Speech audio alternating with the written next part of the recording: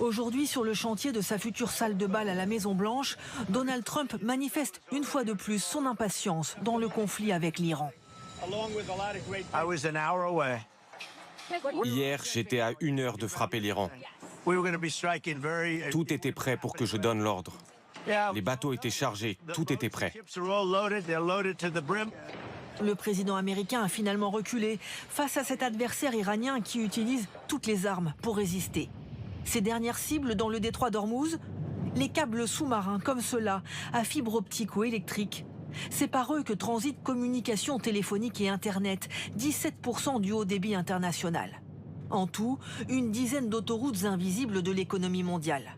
L'idée de l'Iran, selon ce porte-parole, en tirer profit. Nous imposerons des taxes sur les câbles Internet. Un péage sur le numérique.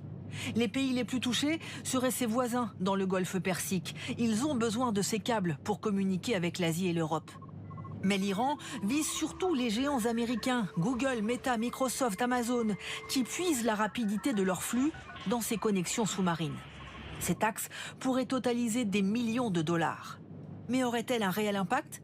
Les experts en doutent.